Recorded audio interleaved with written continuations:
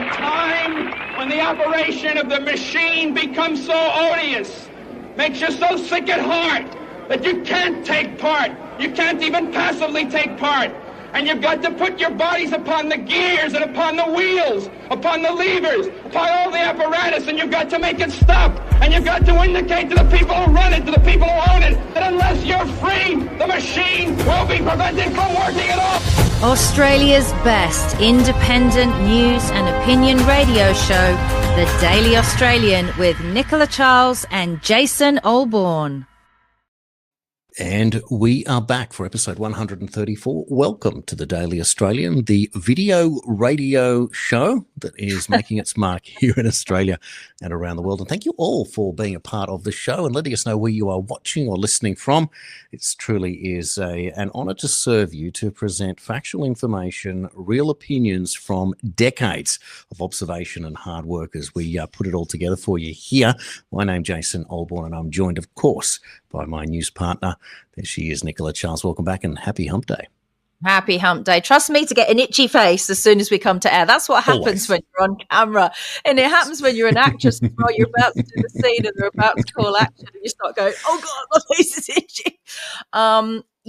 I actually, before we came on the show, the sun came out in Victoria, and it's like, I can see why there are tribes around the world and that worship the sun, and the sun is on flags, because we worship the sun and they want to block out the sun because it's so wonderful. I went out just for 5 minutes before I put my face on and sat with my dogs and got 5 minutes of sun, and it got me really thinking, because I'd seen a story, it's probably still sitting there on the Australian Google News, about how you should probably be taking your vitamin D capsules. I mean, the fact that this is a story in Australia in itself is shocking, right? Because it's Australia. And here's my thinking on that. I've never liked taking tablets, not even a headache tablet. And I simply don't trust a lot of the health products coming into Australia. Why? Because over 90% of Australian health products are made in China. Right now, they have different regulations, different rules, different standards. It's just the way it is. It's a dictatorship. Anthony Albanese doesn't seem to mind.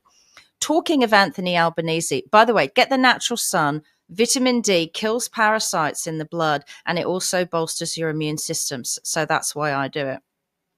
Anthony Albanese, Jason, tells us that he's in China for economic reasons. He wore his best pink tie, and that's what he's talking about. And as we know with these politicians, I feel if their lips are moving, they're lying.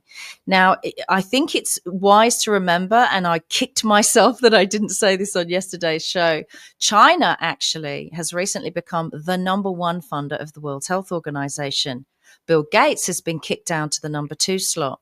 So at the same time that happened, our Prime Minister, Anthony Albanese, who we'll be doing a special on July 28th, is over in China. Now, he's telling us very publicly this is about trade and economics and inviting Chinese to Australia on holiday. I really think something else is going on. I have suspicions that the UN, Jason, actually is the Club of Rome. I think that's what became of it. People like Ted Turner were members of the Club of Rome, and they were the ones. Ted Turner used to donate 22 million, 25 million, 30 million to the UN every now and then because he's a multi-billionaire. And I think it's very concerning with everything we know. Bill Gates has told us pandemic 2 is coming.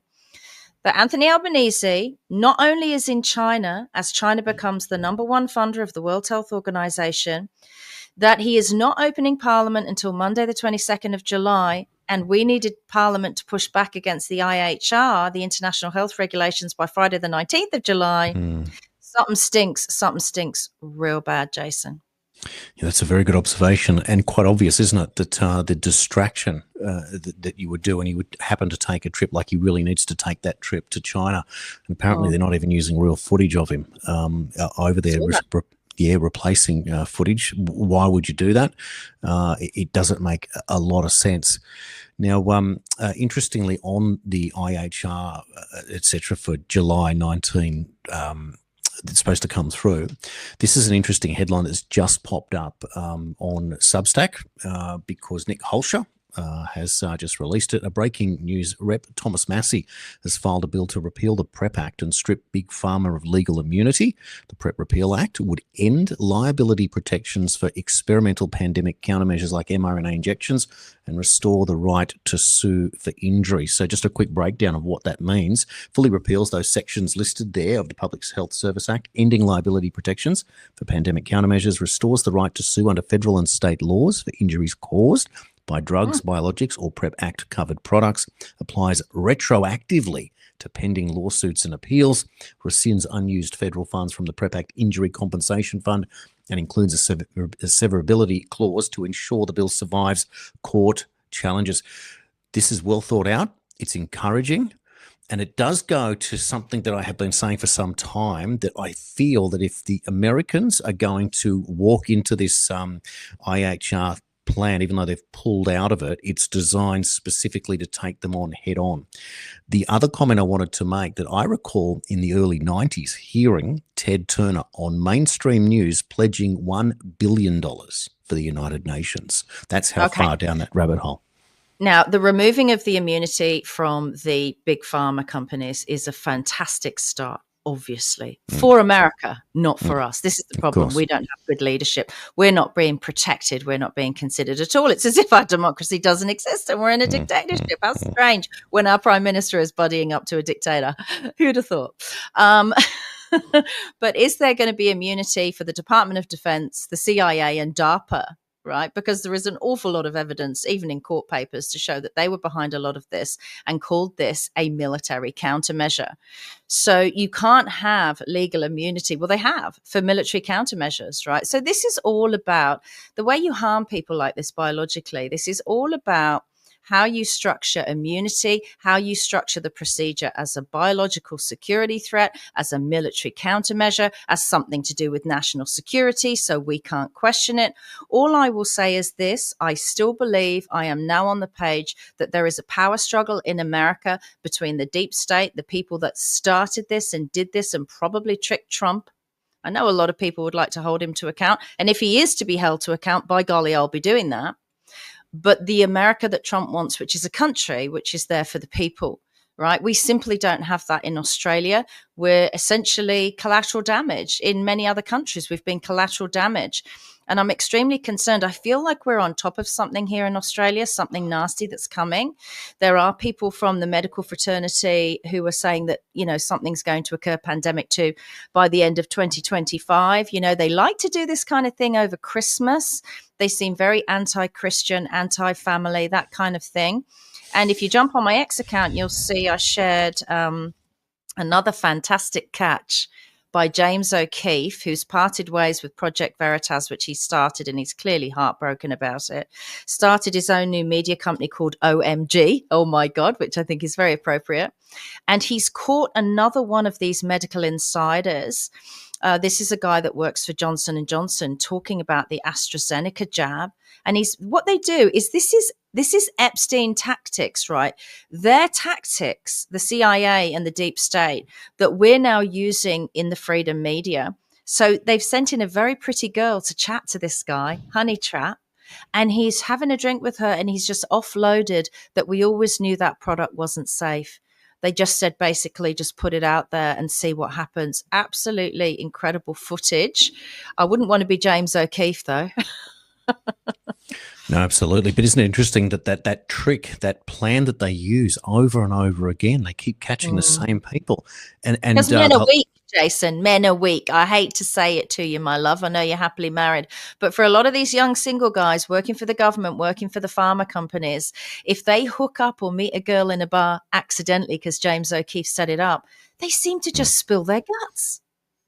Well, I'll make this observation that many people in the political industry have made the observation to me that politics is the show business for ugly people. So if you put an ugly, powerful person there and a beautiful young lady walks in, of course, they're going to spill their guts, having higher tickets on themselves than they're actually worth. And I'll tell you what, Mark Latham is certainly paying that price at the moment. He is being exposed in public for all the dirty laundry being rinsed out there. It's not very pleasant for him, and I wonder how he's going to deal with that. But I tell you you what, it's not a strength of character at any stage.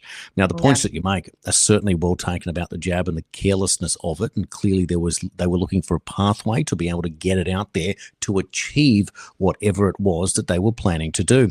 Maybe what we might do now is take a quick historical 30 seconds and have a look at what we know about Henry Kissinger and this idea. Take a look at this. Gave the task of looking at overpopulation to Henry Kissinger back in the 60s.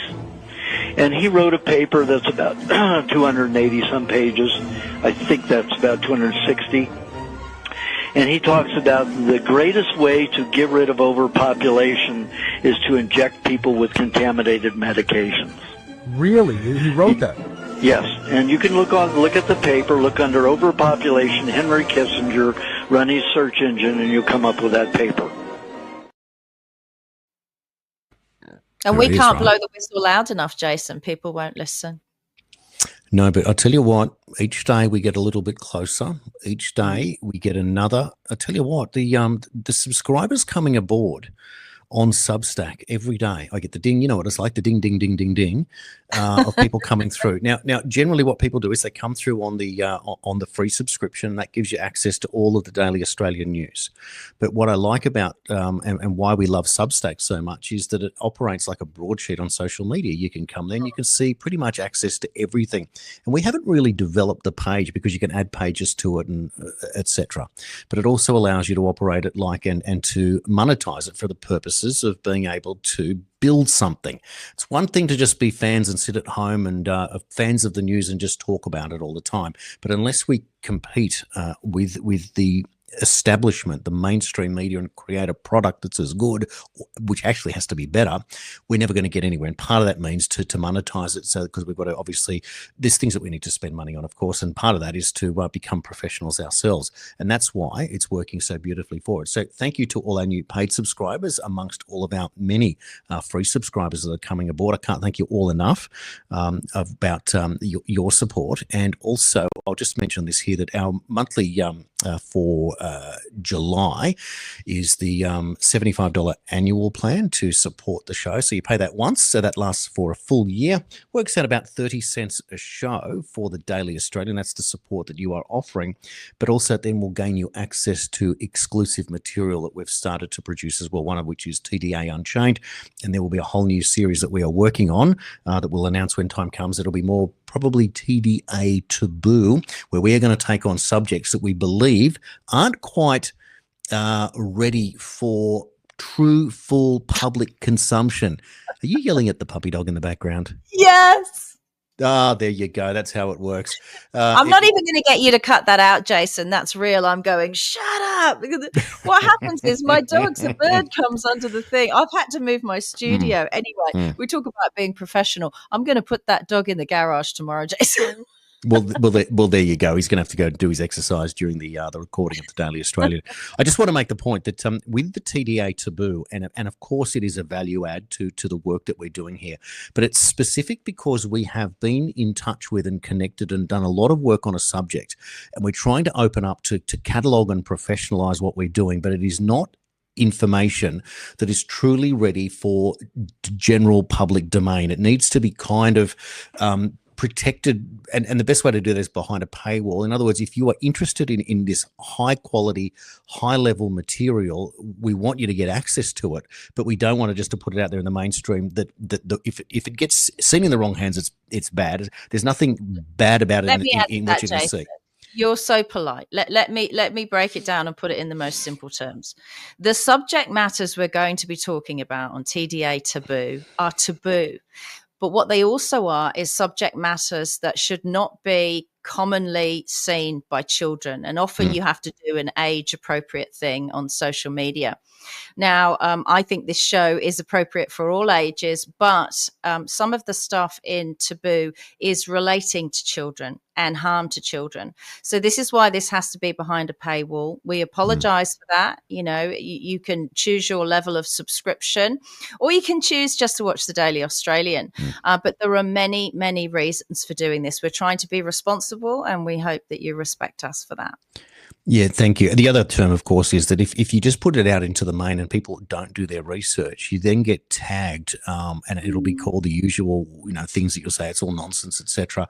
And what that does is that then it works against the fact of these people coming forward to tell their stories, and they get mocked and ridiculed, Yeah.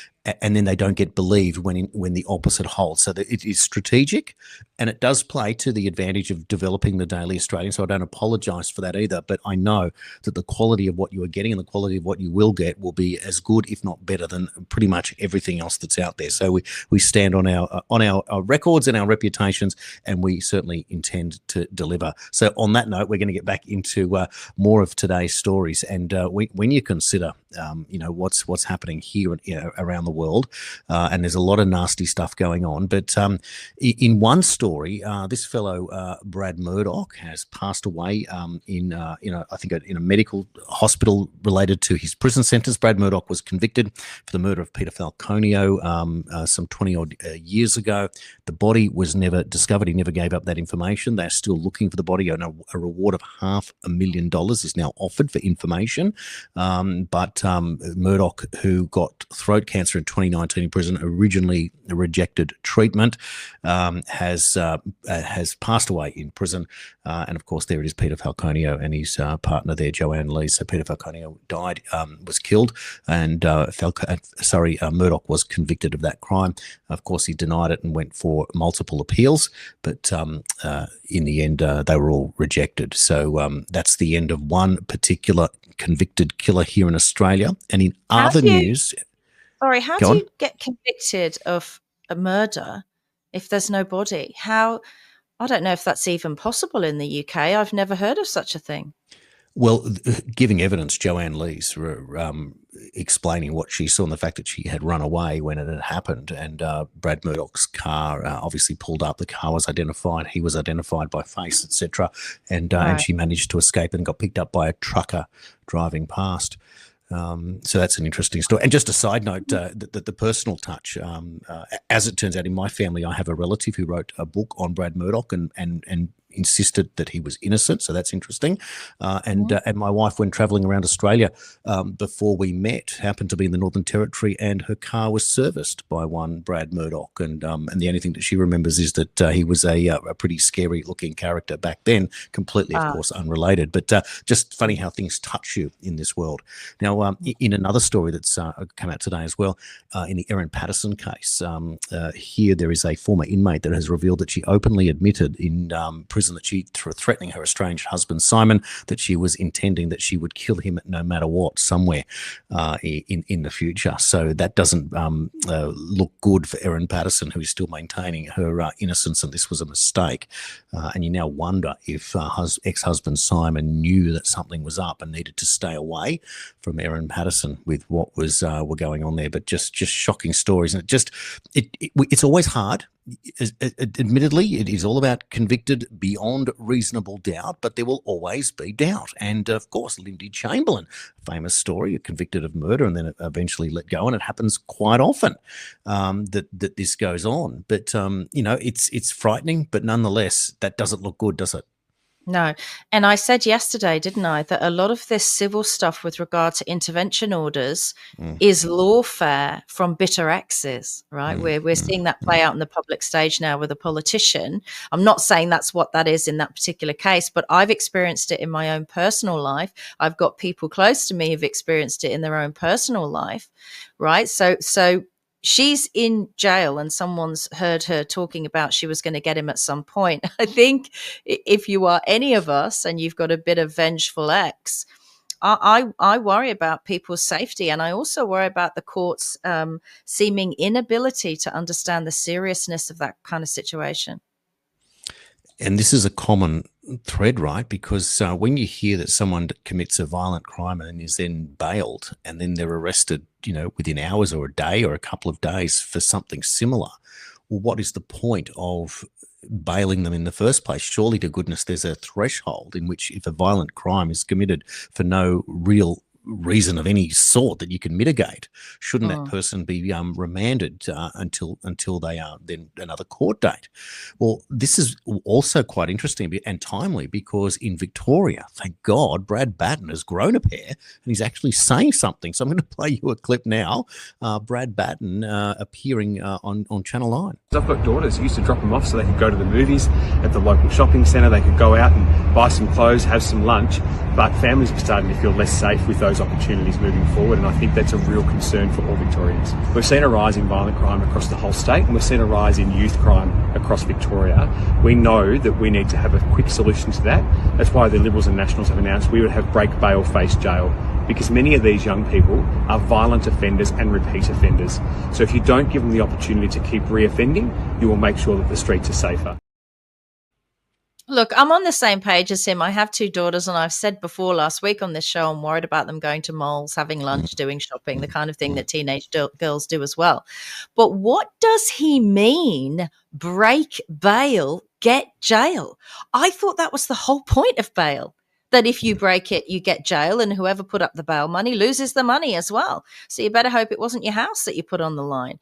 I mean, what is going on with crime in Victoria? I was talking about this in 2018, 2019 on radio about the crime that was going on in Berwick in the southeast, right, with African gangs. And here we are. Oh, my God, 7 years later, it's getting worse and worse. No one's doing anything about it. It's ridiculous. We simply don't have law and order, particularly not in Victoria. Well, you're right. 7 years on and you're still talking about it. But what it does do is that from the basics of 5149 politics, it becomes an election issue. And at long last, Brad Batten's got something that he can literally dig his fingernails into.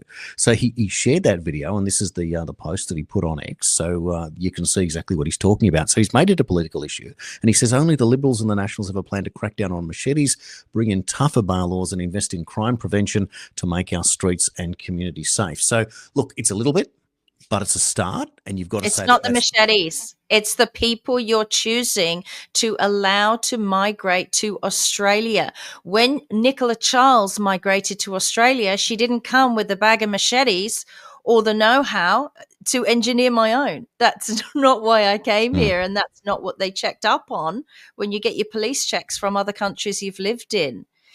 It's like this whole thing in America, you know, guns don't kill people, people kill people. Having lived there 7 years, I fully believe that. I knew loads of responsible gun owners, and you can have all the gun amnesties you want, as they did in Australia. Does it mean that there's no gun crime in Australia? Does it bollocks? There's still gun crime in Australia, particularly among the criminal fraternity, because criminals don't hand over weapons in an amnesty. So do you think these young people who have machetes have handed them in to their local police station, or do you think they're hidden under their mattress, Jason? Well, there is something interesting, isn't there, in Australian politics when you've got politicians at long last breaking away from agreeing with each other. That's what I like about the scenario. That I know it's too little, too late, but at least it's momentum in the right direction. If I were Brad Batten, I'd be looking at David Crisafulli in Queensland and saying, how is it that this guy got elected? I'm going to follow and develop something similar. And that's what I mean by this, because we can't afford, even in New South Wales, another Labor government in Victoria. It just cannot happen. And we need somebody to get in there. And I know that it's not enough, and there are some decent politicians that have been in Victoria, but that gets traction, and then there has to be pressure and pushback on the Andrews Allen government once and for all. So the number one priority is to get the right people in there. And I do wonder at this stage, in terms of third-party politics, if there's any good third-party politicians that are looking to maybe infiltrate, and I don't mean that in a bad way, but to get into these Liberals or Nationals and get themselves somehow pre-selected. I know it's a bit late, but there's got to be ways that we can apply pressure, even at the branch level, to ask those questions. So when they go to state conferences, they get onto the ballot. Not like the Labor Party. They won't let you do anything. They'll pretend that they will, and then they'll tell you how to vote. But the Liberals and Nationals, they work differently. And the other thing the Liberals and Nationals allow you to do is vote against the party, unlike Labor Party, that you must vote in solidarity, or if you vote against them, you're automatically expelled from the party. And if you're an elected member of Parliament at that point, you serve out your time as an independent. That is Labor Party policy. So it doesn't give you much chance, does it? So if I became a member of the Liberal Party here in Victoria, does that mean I can go to sort of internal meetings and listen to what they're saying and doing? Of course you can. You go to your branch meetings, you participate, you pay your dues, which are probably $50 or $100 a year, not very much money. You go to your local branch, and you meet your branch president, your branch secretary, you have junior president, senior vice president. There's all these people on these particular panels, etc., and they're all democratic. So every year you get to vote for who you want to be your branch secretary, your branch president, your branch treasurer, your branch vice president. And sometimes people don't stand for them, and you work in within 6 months. You have a little bit of a position there that you can control narratives, etc., or at least introduce subjects. So it's quite an experience. I did enjoy my time in the Labor branches, but when I hit the wall there in terms of having to go along to get along, I'm like, no, I can't do any more at this point. And I used to have many conversations.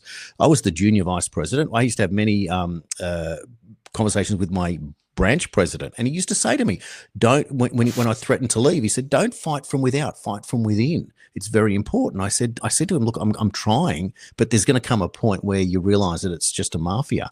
And ironically, the man that beat me to the seat for Greenway when I ran in 2007 realized and said to me, and he was a lawyer, he said to me, it's just a mafia. After he ran, he goes, it's just. Well, I'd like to see the Liberals' faces when they see this beanie turn up every week, and I'm listening to you and what you've got planned and your woke agendas and opinions. I don't think it would last long. I'd probably get kicked out. They give me a refund. But that's interesting, right? That you can go and see what they're actually doing for those massive salaries. I think Brad Batten's salary is well in excess of $400,000 a year, right? Well, This is it. Look, I've been to the state conferences. I went to all the various different fundraisers and dinners, and I heard big people speak, and you get to speak to them privately depending on who you are and where you are, and mention certain things. I'll tell you what, though, they are so unimpressive. That's the point in real life. When you go to someone, like you think, I'm part of the party and I have a real problem here and I don't know what to do about it, and you speak to someone and they really don't know. They just refer to a staff, and staff members got to sort it out. Like there's not a lot of pull like you would expect there may well be back in the day. I had that experience with Brad Batten. So when he was trying to get elected, I was at a market in the southeast near Berwick called the Acuna Park Market, which, by the way, is wonderful, and you don't need a QR code to get in. And he had a market stall, right? He had the Brad Batten market stall. There was all these people crowded around him, and it was in the middle of all the horror, really, or just after it. And he was talking to people about schools and parks and all the things you would expect. And I shouted from the back, "Are you going to push back against these poison vaccines, sir?"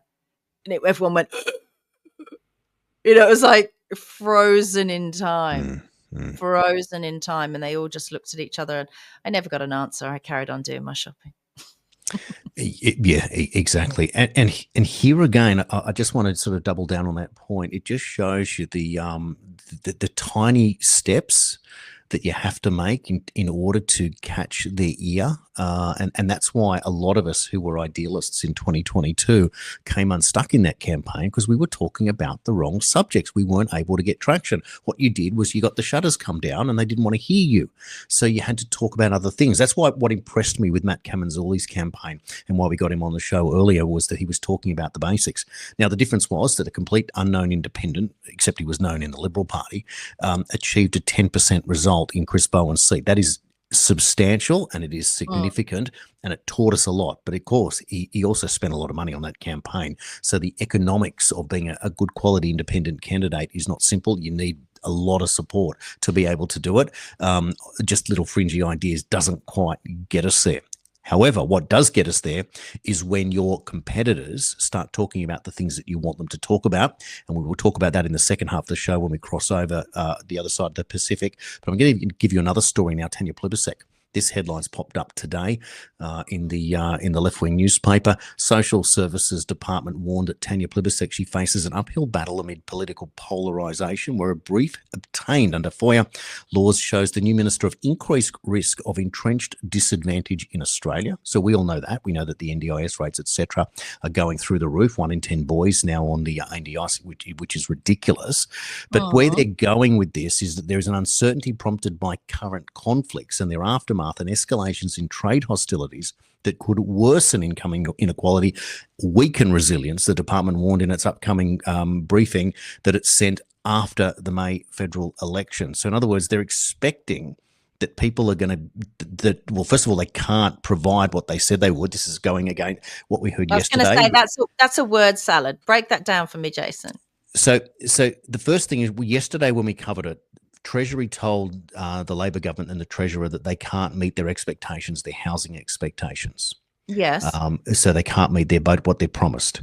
Now, with political polarization, the term that they're using, they're going to find it's going to get increasingly more difficult for Plibersek to deliver on her social services department promises now, amidst the fact that more people are becoming victims, more people are becoming less resilient, more entrenched disadvantage. Less resilient? What the bugger off? We shouldn't need to be resilient. This is a woman, by the way, who has fallen in love with and is married to a convicted heroin trafficker.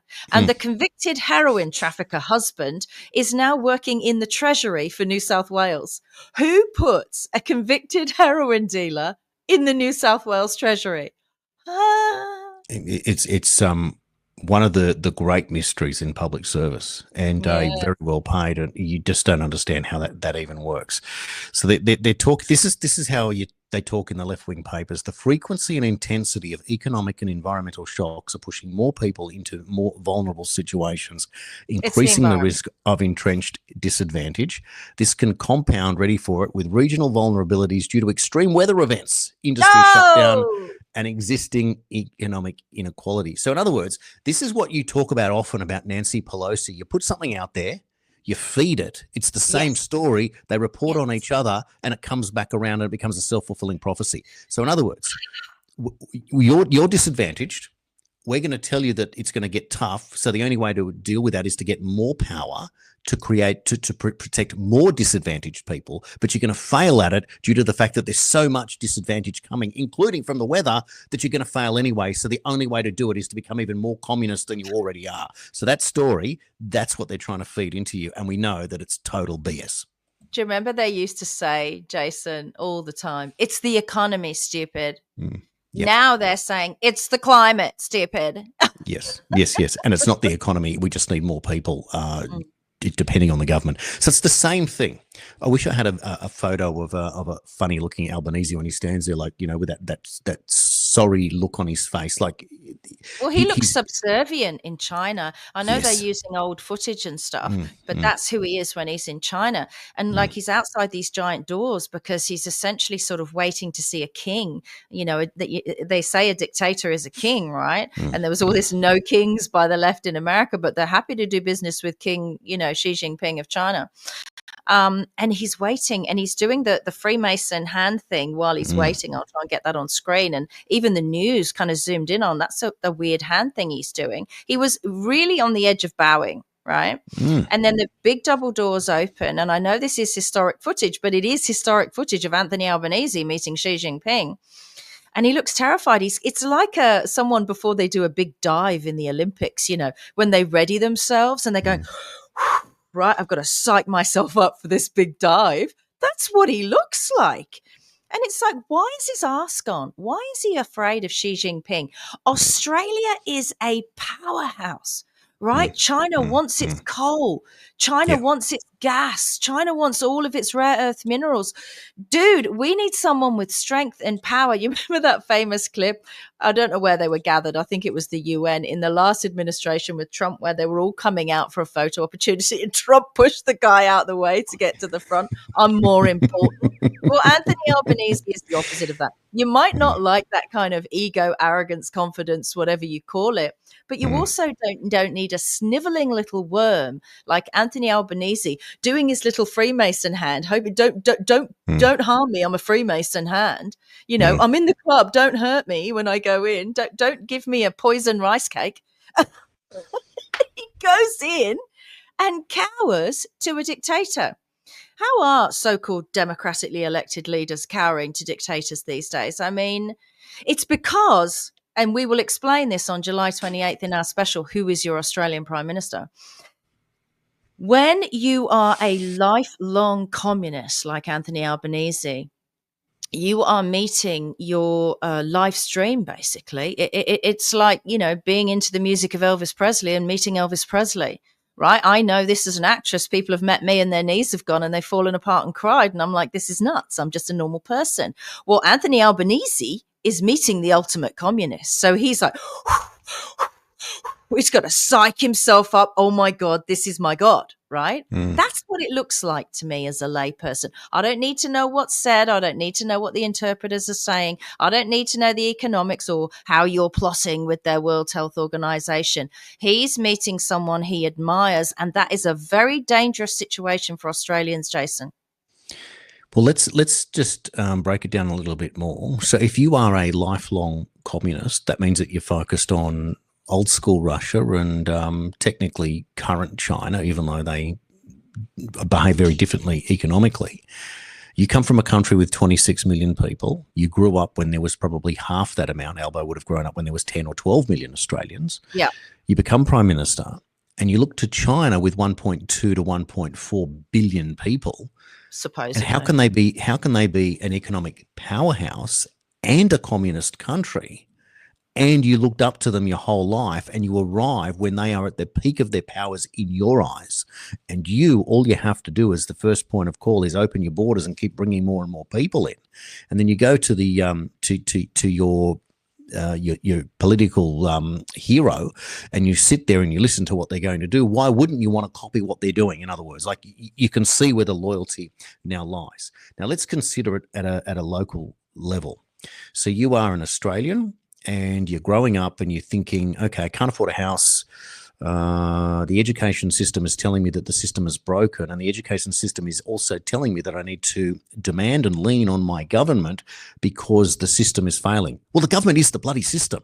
So you can't look to the system that's broken and expect the system to fix it because the system is the system. So the idea of communism, the idea of handouts, entitlements, socialism, I know there needs to be a safety net, but when middle-class people get welfare, like already it's a bit ridiculous, but when you are growing up in a system, you're being educated to believe, you're being sent to university, you're becoming university graduates, you're meant to be the intellectual elite of this country, and you are telling us that you want to become communist, and therefore you're looking to these people who have failed time and time and time again. They go backwards from opposition to government. Albanese's been out of government almost twice as long as he's been in government. And these are the people that you're looking forward to save you. Anthony Albanese, the communist, with the $4.5 million house on the Central Coast with a beautiful big highway. They're liars. They're all, Jason. They're all liars. Of course, if you are a genuine, confirmed communist and you're a young person, you wouldn't go to university to get a highly paid professional position. You'd go and buy yourself a donkey and a cart, and you'd walk around in rags, and you'd want to live in a socialist society. Right? I'll just grow vegetables or, that kind of thing. What Anthony Albanese is this notion of absolute power corrupts. He goes to China, Jason, those big wooden doors open. Xi Jinping is in there. We can't see, probably on some kind of gold throne, but you can see the gold stuff everywhere. The Chinese love their gold. They're gold dragons. The dragon is the sign of wealth and power, I believe. And, and I love that whole history of Chinese astronomy, but they've got this Chinese stuff everywhere. And this isn't gold-plated rubbish. This is solid gold, right? Because what do? This regime, this dictatorship, the Chinese Communist Party, they steal from the majority of their population, right? These people live in poverty. They don't go to university and get professional incomes. So it's a contradiction in terms when a bunch of university students in Australia, wherever they're from, march around going, I want to be communist. Well, what are you at university for then? Go and be poor. Go and be uneducated. That's what communism brings. Anthony Albanese is over there super impressed with the gold and the wealth and the power and the enormity of what being a communist can bring for those at the top. He doesn't give a crap what it does to those at the bottom. And he would have driven through in his limousine what it does to those at the bottom in China. He would have seen the poverty, the homelessness, the shacks, the shanties, and he doesn't care if he does that to Australians, Jason. Well, I was going to get to this point that I think that communism is the ultimate Ponzi scheme, because Yes. what it's actually doing is it's sucking in all the money, it's sucking in all the power. So these uni students are being led to the idea that they can become political activists, effectively cultural Marxists. That's what Marxism is about, the workers rising, which is what they're doing. And what they want to do, therefore, is get themselves into positions of power within the government or the political party itself. To be above it. Yeah, exactly. And to become a part of it and become the rule maker as opposed to the person who has to follow the rules. And that's pro-communists never want to live under communism. Pro-communists want to be the people pushing communism on the poor. That's who they are. They're nasty bastards. And of course, this can't possibly happen, and only 1 in 100 or 1 in 200 or 1 in 50 are ever going to make it into the system. But that's the Ponzi scheme. It's selling you the idea, oh yeah, you can be part of this. Is going to be great. We're all going to have plenty to go on. And of course, it's all the billionaires' fault and all those white 50-year-olds.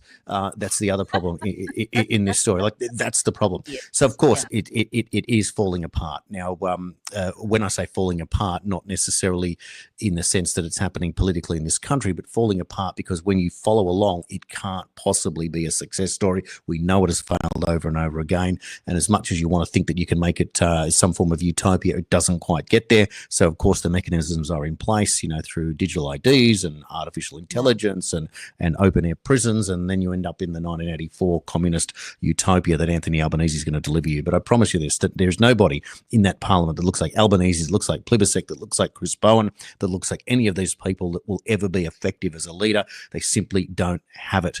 I was going to save this clip to play for another story. It's a historic clip, and it's a non-communist Labor leader, Prime Minister Paul Keating. It's what he said to John Hewson that made this clip last the test of time.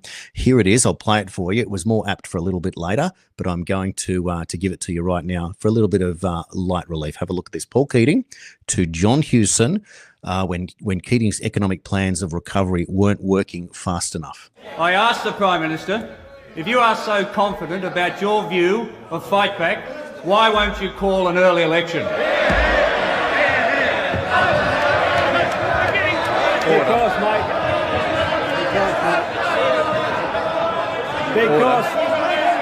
Order. The answer is, mate, because I want to do you slowly. I want to do you slowly. I know. There's got to be a bit of sport in this for all of us. There's got to be a bit of sport in this for all of us. And in the psychological battle stakes, we are stripped down and ready to go. So you can say what you psychological battle stakes. But you can say what you like about Keating, and there's enough undercurrent there. But Paul Keating was from the right wing of the Labor Party and was all about rebuilding the business in Australia and the economic reforms that came through in the Hawke Keating government that led to a 30-year period of economic prosperity for Australians, more or less. So Keating and Albanese would be polar opposites. Keating today would defend Albanese, being Labor defending Labor. That's the way that he would operate. But what was so brilliant about that was the fact that he was way down in the polls. He was going to be wiped out for certain. And John Hewson in 1993 was going to become the Prime Minister from business and got very quickly ascended to become the leader of the party.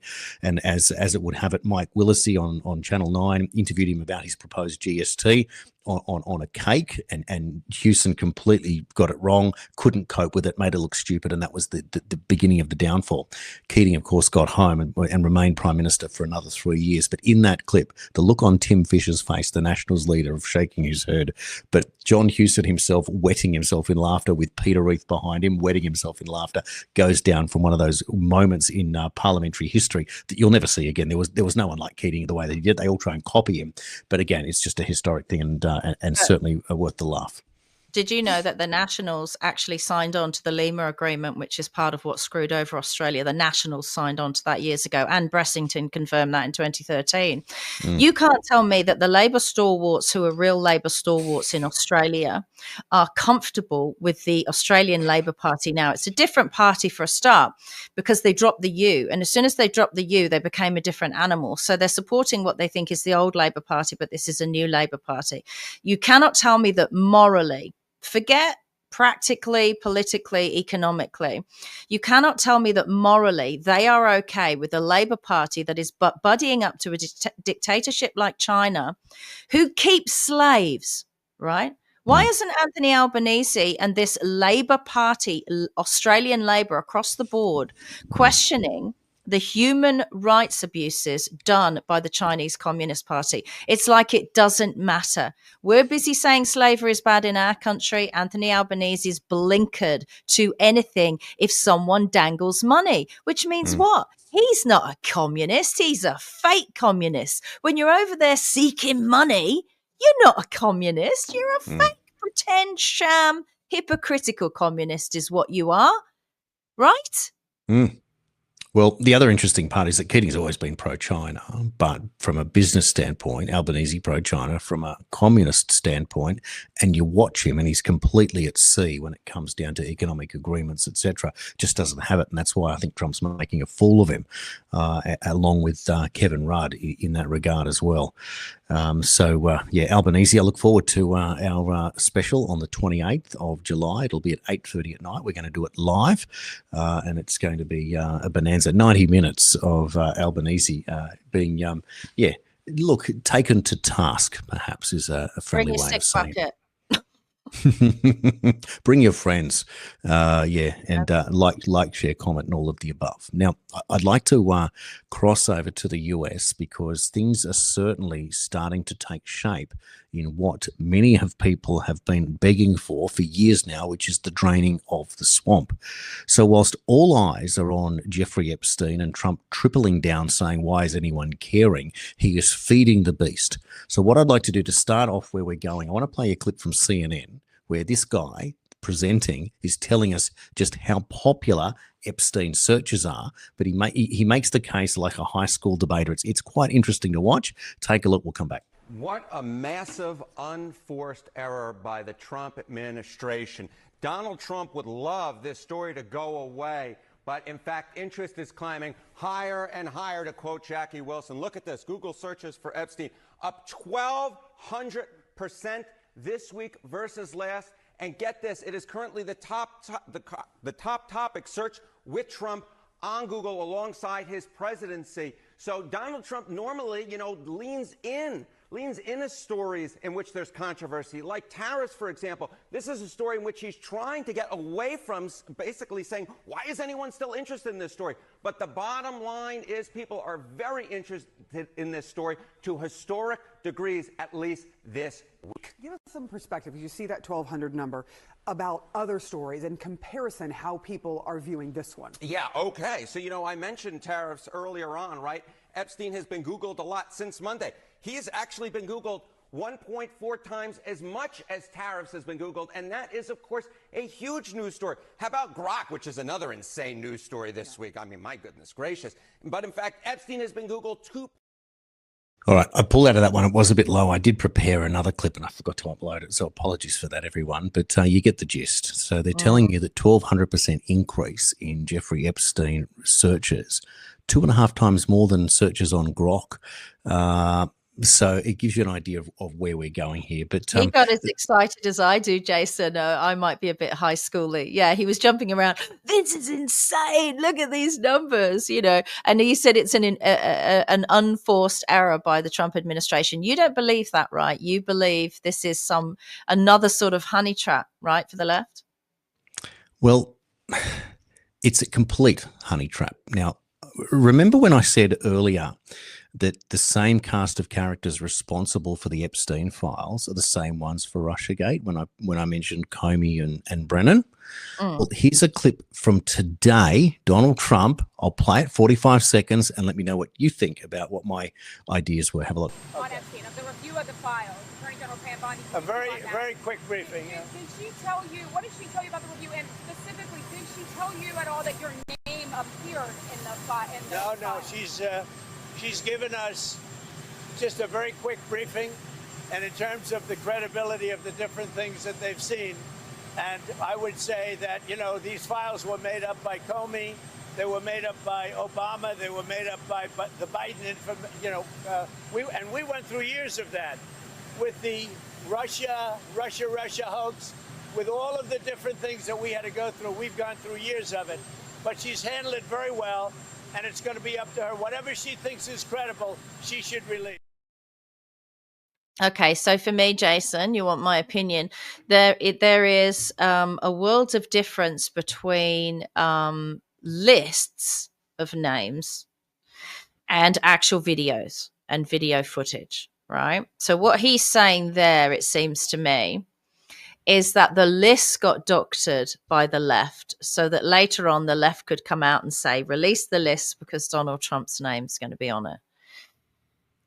I'm not so concerned about the lists. I'm concerned about Pam Bondi saying that there is video evidence and photographs of Epstein with children and people with children. They're the people I want to hold to account, right? Is that where we are now? Well, yeah, so let's break it down a little bit more. So the first thing is he has confirmed that Comey is responsible for Epstein manipulation, if you will, and Russiagate. So we now have the same people. So so it's the same as what we're going to point to with Adam Schiff in a moment. So whether or not it's a list and whether it's been doctored, or whether or not it's more implying to me that evidence has been removed or deleted, that's where we're going. So any of this incriminating evidence that we thought we may have seen is apparently not there. But we're also told that the lists were shut and that was the end of it. And then you just heard at the end of that clip there, Trump saying, "Oh, they'll release." So they're not releasing now. So we've moved into a direction. But what we are getting though is demand for these lists. Now have a look at who is demanding that the lists be revealed. You're not going to believe it. Kevin Spacey. Release the Epstein files, all of them, for those of us with nothing to fear. The truth can't come soon enough. I hate to make this about me, but the media already has, along with Nikki Haley saying that you need to release the files and let the chips fall where they may. Kevin Spacey, for goodness sake, is the man that was charged. I could make millions on what I know about Kevin Spacey and his behavior in London after he bought the Old Vic Theatre. Wow. Well, a couple of things to add. So Spacey was charged and two of his witnesses ended up dead and then he got off, right? So there's a start. Best I shut up then. Best I shut up. Now, there you go. So we've already gone down that pathway. As for the Old Vic, let me just tell you this. In 1997, I was in London and I was leaving on a given day, and I looked at the what was playing around at the theatres, and there was the Old Vic was the premiere the day after I was leaving, Waiting for Godot, starring Ben Kingsley. And I wanted to see Ben Kingsley live on stage, one of my all-time favorite actors. And really? So I stayed an extra day and I rang up the theatre and I said, I only need one ticket. Have you got anything available? And they said, oh, how's the 10th row? And ironically, I'd been buying these half-price tickets when I was in New York at the theatre, and I always got better than 10th row. And I said, oh, would you have anything a little closer? And she says, hang on a second. And she came back and she said, how does the front row sound? I said, perfect. So I sat middle of the front row on my own next to this fellow that flew over from Greece, and we were there, both Ben Kingsley fans. And so I watched Waiting for Godot. And then after the play ended, I'm wandering back to where I was staying at a hostel somewhere, and I saw this little white little light and it said stage door. All these people were there. So I hung around for about 20 minutes and out came the cast, and I have a photograph and a signature with Ben Kingsley from the Old Vic. So there you go. I met Ben Kingsley. You've seen one of my favorite movies of all time, Sexy Beast with Ray Winston. Yes. How good is that film? It's fabulous. But there you go. So how good was that? Yeah, well, there you go. That's my old Vic story. So this is the thing where you sort of touch on these things, but what you now know about the old Vic, goodness me, we'll have to talk about that at some stage somewhere. But it just gives you an idea. So I just find that fascinating that Kevin Spacey, who is rumoured in the chans to have been the only person to have been kicked off Epstein Island because he was too nasty. Ugh. And he's calling for that. Nasty, right. So exactly. So painting that picture for you, now I want to show you just one more quick clip. We might try and cut in and out of it. But this is Benny Johnson with the Speaker of the House, Mike Johnson, and they're talking about Ghislaine Maxwell. And by the way, I was pulled up that, how do you pronounce her name? Ghislaine, I pronounce it. But there's so many different ways. Ghislaine. It's an awful name. It is an awful name. I pronounce it Ghislaine, and I looked it up yesterday. Someone said that you're the only person that pronounces it correctly, and then I looked up how you pronounce Ghislaine, and it was Ghislaine. So anyway, it's one of those names. We don't have to pronounce it correctly. Here you go. That's for that person who commented. But let me play a little bit of Benny Johnson with Speaker Mike Johnson. Speaker Johnson, this is sort of on the heels of something else that a lot of people are asking questions about, and because we've been lied to by our federal government for so long, I feel like there's some type of like there's a pain point, right, in the pressure cooker that gets heated up on issues like the Epstein issue, right? And obviously that's something that's taken over a lot of the online dialogue. I have a question here about it that concerns either testifying or testimony for Ghislaine Maxwell potentially before Congress, or if you would support members like Marjorie Taylor Greene or Anna Paulina Luna on the release of subpoenaing the Epstein documents from the DOJ, whether you would support either of those. Yeah, I haven't talked to Marjorie or Anna about that specific subject, but I'm for transparency. We're intellectually consistent in this. We look, Reagan used to tell us we should trust the American people. I believe in that principle. I know President Trump does as well, and I trust him. I mean, he put together a team of his choosing, and they're doing a great job. It's a very delicate subject, but we should put everything out there and let the people decide it. I mean, the White House and the White House team are privy to facts that I don't know. I mean, this isn't my lane. I haven't been involved in that. But I agree with the sentiment that we need to put it out there. And Pam Bondi, I don't know, when she originally made the statement, I think she was talking about documents, as I understood it, they were on her desk. I don't know that she was specific about a list or whatever, but she needs to come forward and explain that to everybody. I like Pam. I mean, I think she's done a good job. We need the DOJ focusing on the major priorities. So let's get this thing resolved so that they can deal with violent crime and public safety and election integrity and going after Act Blue and the things that the president is most concerned about, as we are. So I'm anxious to get this behind us. So Ghislaine Maxwell to testify, that advances the case, so that there's a call now to allow that to happen. And of course, if she comes up and says, I don't know anything, well, she just goes back inside. But you do wonder. I wonder, though, that if she was to give testimony, what is she expecting for it? If she's freed, I mean, she would have to be well insulated and protected at that point if she's going to drop some big names into it. So it's kind of a hiding to nothing. So I don't expect a whole lot out of it. But at least if people are locked up and they'll do anything to get out, well, then you have to use that to your advantage for the benefit of the victims, and to make sure that people who have been compromised by doing horrific acts to others are taken out of the play one way or another, that they never be in a position of power ever again. Nothing will be to protect the victims. It will be to protect the perpetrators. The higher up the ladder that goes, the better. And it's not just because important people are on that list of clients, right? It's not just that we're protecting important people because they did the wrong thing with underage girls. What's happening here is that the people who are holding this information over these important people do not want to lose that advantage, that ability to blackmail them. So it's not even about the perpetrators. You think, oh, well, they're protecting pedophiles, they're protecting people who are doing the wrong thing. No, they're protecting their ability to hold that information over them so they can affect their entire future. You could hold this stuff over people for their entire lifetime. Who knows? Bill Gates could be being blackmailed, right? His wife left him. He was associated with Epstein. He said it was a mistake and he regretted it. There's that very attractive young girl who's about the same age as his daughters, who has long red hair, and she's some sort of worldwide bridge champion. And she used to talk about the game of bridge and how she admired Bill Gates on stage. you know, they could have stuff on Bill Gates that ended his marriage. He would tell his wife, I'm going to do some weird stuff that's going to seem awful and you're not going to agree with it, but they have something on me. And he's had to admit it to her. She divorces him. And now Bill Gates is also a puppet. So it's not necessarily that they're protecting the perpetrators per se. They're protecting their holding of the information they have on the perpetrators, if that makes sense. Well, it does, but we are obviously in the general public wanting and expecting more. So we become information idealists. And this is the process of delivering what we're talking about. So it's interesting that we have the coming at it from different perspectives. So now what I'm going to do is change it up to where it's headed. And this is where it's interesting. So I'm going to give you John Solomon, who's been on the show a few times in terms of clips. And then I'm going to show you some graphics to show you how quickly this thing is moving. Have a look. But what I'm reading in your piece tells me that starting with Russia and the Russia hoax, all the way through Jack Smith, we're talking about every incident of weaponization used against Donald Trump and how it could be part of a broader, grander conspiracy theory, a conspiracy that actually took place and law-breaking involved in it.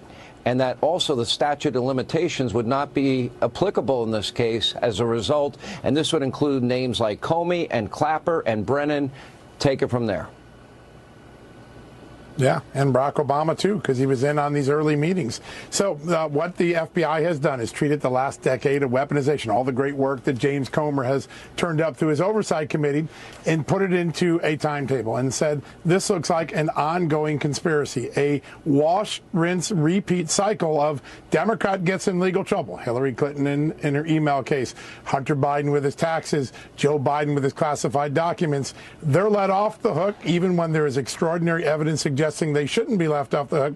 And then a parallel track occurs where the Republican, in this case Donald Trump, is investigated falsely for things like Russia collusion, Ukrainian interference, his own documents at his home in Mar-a-Lago. This is a criminal conspiracy. By treating it as a conspiracy, you eliminate the 5-year statutes on individual crimes. If something happened in 2016, but it was part of an ongoing conspiracy that continued with Jack Smith raiding Donald Trump's home at Mar-a-Lago, it can be charged in the larger conspiracy, even though if you try to charge it in an individual case, you wouldn't get it. Furthermore, you could also change the venue. Remember the troubles John Durham had bringing prosecutions to Washington, D.C.? Jurors wouldn't convict, even if they thought there was criminality going on. In this case, you could pick a place like Florida, where Jack Smith did the raid on Donald Trump's Mar-a-Lago house, and say that's where we're putting the grand jury. You get a more fair jury pool, a more fair grand jury pool. It gives Pam Bondi, the Attorney General, an enormous amount of flexibility to do something historic. Finally bring some accountability for all the things that Chairman Comer and Chairman Johnson, Chairman Grassley, Chairman Jordan have brought and proved to the American people. Yeah, okay. Look, if they want to be believed, Pam Bondi has to get her handcuffs ready. Are you ready for this list, Jason, that I realized I had and looked at while that was playing? The number of arrests on the Russia collusion hoax to date, 0. Number of arrests for the January 6 hoax, 0. Mar-a-Lago raid, 0. 2020 election fraud, 0. Biden auto pen scandal, 0. Epstein pedophile arrests, 0. COVID scamdemic, 0. Benghazi, 0. Doge findings, 0. And the UK impeachment hoax, 0 arrests. There's been no accountability in the United States for any of their conspiracies. So when that happens, they continue to conspire. That's how that goes. Until they can't. Until they cannot. So yep. I know you're frustrated. Who you telling? I've been doing this for 10 years and pulling my hair out with everyone else 24/7. So let's break it down for you. Here we go. This is a courtesy of John Solomon yet again. The first piece of evidence is a classified annex to a years-old Inspector General probe of Hillary Clinton's improper email server brought by Senate Judiciary Committee Chairman Chuck Grassley. That annex is believed to show that credible information about possible wrongdoing was intentionally ignored by the FBI. Now, that is evidence in court. Now, the second tranche of evidence was identified by former Russiagate Special Counsel John Durham in his final report. The evidence was dubbed in the report as the Clinton Plan Intelligence, and it was placed in a classified annex kept from the American public and even many members of Congress. It continues, excerpts from the publicly available and unclassified Durham report show that US spy agencies were aware that Clinton's 2016 campaign was concocting a bogus Russia collusion narrative to harm Trump's election chances before the FBI opened its now discredited Crossfire Hurricane probe, in part using evidence created by the Clinton campaign or offered by Clinton associates. And what does it mean? Both pieces of evidence have remained sealed from public view for nearly a decade and are highly classified because they reveal sensitive intelligence gathering methods. Officials said. The FBI declined comment, all from John Solomon. So they are building, and building. But what are they building for, and where are they going to go? So where do you look now to see what pressure is being applied? And so it becomes really interesting that you saw, firstly, Adam Schiff coming out, and he's saying two things. Since I led his first impeachment, Trump has repeatedly called for me to be arrested for treason. So in a way, I guess this is a bit of a letdown, and this baseless attempt at political retribution won't stop me from holding him accountable, not by a long shot. This is just Donald Trump's latest attempt at political retaliation against his perceived enemies. What do you mean perceived, Adam? You are his enemy. So it is not a surprise only how weak this false allegation turns out to be. And as much as Trump may hope, this smear will not distract from his Epstein files problem. So where are we going? He has now been referred to for criminal investigation, would you believe, for mortgage fraud. Like it was Letitia James is the other person that we're against. So what they've done is that they have said that one particular home was their principal place of residence. When you're only allowed to have one, they've claimed more than one, and he's a sitting senator and a congressman. So he's allowed to get a lower interest rate. He's allowed to get tax deductions and different things about it. So in other words, he's claimed a financial advantage by deception. That counts to fraud. Exactly. So that's what they're pointing the finger at Schiff for. Now, that doesn't mean a whole lot, and it is a distraction, but I'm reminded of Al Capone and the way that they played. But, of course, it's to apply pressure. So where's Trump on this? Here's a quick, just a shorty on Adam Schiff himself. I would love to see him brought to justice. I'll tell you what, I think Adam Schiff is one of the lowest of the low. I would love to see him brought to justice. He's a dishonest, crooked guy. I don't know about the individual charge, if that even happens. But Adam Schiff is a serious lowlife. Yeah, it's obvious Adam Schiff is a lowlife, but there's a whole lot of them. I mean, Eric Swalwell, he always arcs up, doesn't he? Like he's a clean skin and he's got nothing going on. I mean, for God's sake, these people have got so much to answer for. And the shit runs downhill. It all comes from the Clintons, predominantly Hillary Clinton, who fully benefited, didn't she, from her husband being president of the United States of America. My goodness, she's benefited personally, just her alone. She's the conspirator. I think she's the head of the deep state. She has, she's famous for these little black books. She's got stuff on everyone. She's probably the person who's got stuff on Prince Andrew. Hillary Clinton. How powerful is she? Well, this goes back again to the email server. So she ran a private email server that she said that Colin Powell, the previous Secretary of State, said that that's what they were doing. So she claims that was the reason that she set up. Then you got the 33,000 BleachBit emails that were deleted.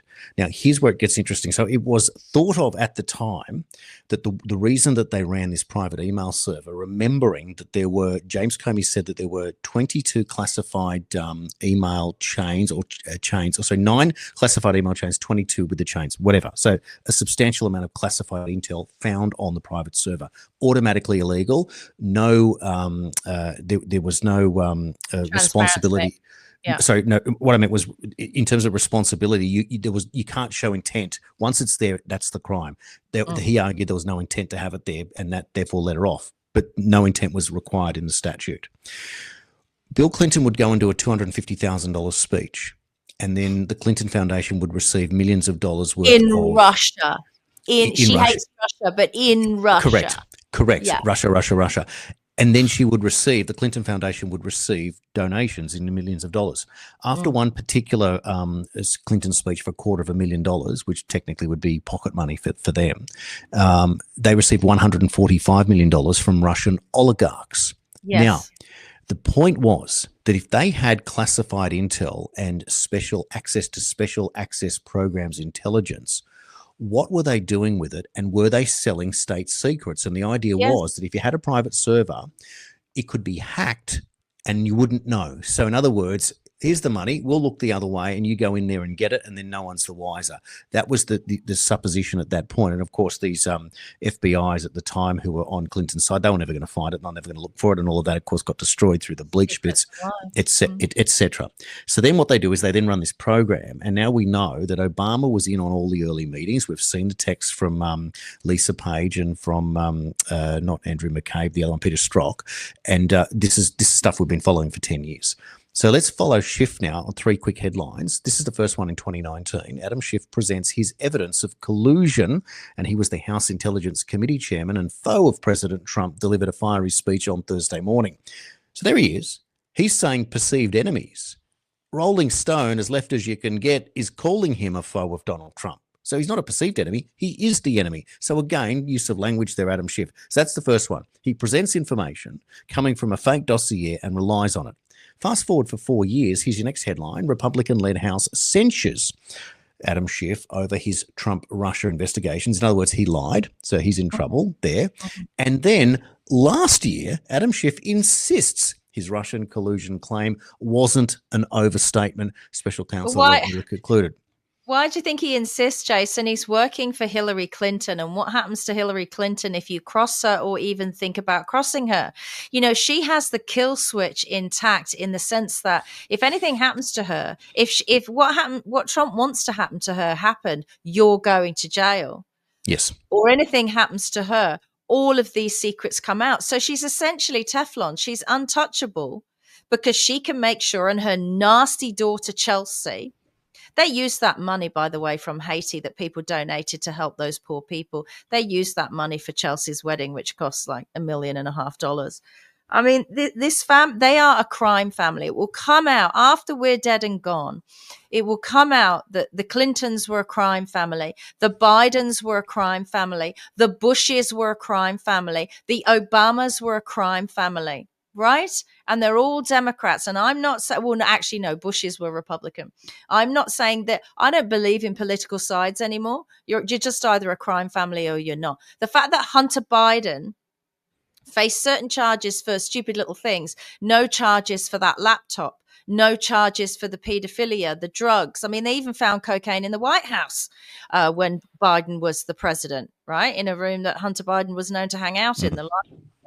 You know, none of these people are ever going to face any charges because we live in a world of secrets and lies, and they've all got secrets and lies on each other. And the whole thing, Camelot would fall if the truth came out. That's why they got rid of JFK, because he was right on the cusp of allowing the truth to come out, saying there were plans to enslave every man, woman, and child in America, as it turns out, the rest of the world as well. So as soon as you hint at a person who's doing the right thing and they don't have enough to take you out politically with their secrets and lies and bribery and blackmail, that's what you get, what JFK got, right? These people are snakes. They are monsters. And they are getting paid huge amounts of money. And all of this stuff that's happening, these weather war attacks around the world, from the deep state, no doubt controlled by Hillary Clinton, I'm just going to say it, they're happening because all that USAID money stopped flowing in, right? So they're not getting a free ride anymore. Their bank accounts their bank accounts are going up constantly from the hundreds of millions they stole when they were in public office. It's obvious who these people are. I saw the footage over and over of Hillary Clinton as state secretary in that war room during Benghazi when she told troops that were 5 minutes away to stand down, meaning Ambassador Chris Stevens got raped, slaughtered, and dragged through the streets naked on the back of a truck, and they made sure the world saw it. And she sat there, the big, fat, spoiled, entitled white woman, doing nothing about it. You stand down. What? So we've paid for the American military and they can't protect an ambassador in Benghazi? She was held to account for that. It was a brilliant decision. Of course, it was Hillary Clinton. I remember when friends of mine said, oh, look, they've had the investigation and there's nothing there, and leave me alone with your allegations of Hillary Clinton corruption. Totally agree. But I maintain, and this is our difference, is that I am playing for whatever that means for anyone else, that this will be cleaned up one way or another. They didn't take a shot at Trump's ear for no reason, and he's not there for a second time, and he didn't get lawfared, and whatever they did at JFK, apart from taking his last breath, for Trump, he's still there and fighting, so we fight on just the same, and we are getting closer and closer every day. I tell you what, I don't want to be in James Comey's shoes right now. I don't want to be in Adam Schiff's shoes, Nancy Pelosi's, Hillary or Bill Clinton's. I don't want to be in any of their shoes right now. I would much rather be in Trump's shoes. That is for sure, or John Durham's shoes. On the home front, why can't we hold Anthony Albanese to account? He's taken his girlfriend to China with him, which we're paying for, and I don't appreciate it. She's not his wife. She's his girlfriend, not the mother of his children. She's his girlfriend. We're not getting minutes of the meetings. We don't know the details. We get a pink-tide social media post saying, oh, I'm doing business with China on your behalf. We are supposed to know exactly what is going on in China, and we don't have a clue. That looks like the state visit of one dictator to another, to be quite honest. The red carpets, the girlfriends. And by the way, none of the Chinese officials that were around or met Albanese, none of those men bought their wives, and particularly not their girlfriends. I'm sure there's many, right? Just Anthony Albanese. This man is a fool. And you know what? He's playing a dangerous game. I hope you're comfortable in your hotel room with your girlfriend, Albanese, because there'll be about 500 cameras on you both. Enjoy it. Well, look at that headline from left-wing Sydney Morning Herald, or at least centre-left. Albanese should meet with Trump and not Xi. So even they are calling that out the same thing, that this very interesting relationship. And at the same time, Australia's biggest trading partner is China. We're part of the AUKUS agreement, which is to defend against China. This guy is literally playing the role of a double agent. And he is obviously compromised one way or another because he falls into the globalist play, China's power over international bodies, etc. And yeah, we do have to call him out. And at the same time, we are trying to get that information out there so that we can have these conversations. But every day Albanese goes on to do these things, he's digging himself into a bigger and bigger hole. Like, he was never meant to be the repeating prime minister. It was just that Peter Dutton ran the world's worst campaign and effectively allowed him to fall into this hole that he is in. But it is aimless. We're seeing now that they can't meet their budget promises across social services and housing and all the things that their supporters want. They want to be maintained, they want to be fed and watered, and they want to be sheltered, and they can't do any of it. They will fail. And so that means that when it comes down to the ballot box in a few years' time, they will obviously have a case to answer. Whether or not Susan Lee will be the right person there at the time, I can't see how that's possible. And it makes me think that they've double-crossed all their followers and supporters. They were always going to. We could see it, and the fact that they couldn't is very sad. Yep. Now, I was going to play today, but it's quite lengthy, and I'm going to hold it over tomorrow. Well, look, we've had a shot today at Adam Schiff and at James Comey yet again, and at Hillary Clinton, but John Brennan is another one of these characters. And John Brennan is nowhere near as powerful or as accomplished as people think, and he certainly did hold a lot of power, and he was a major player in the fight against President Trump, technically making him, you could allege, a genuine traitor.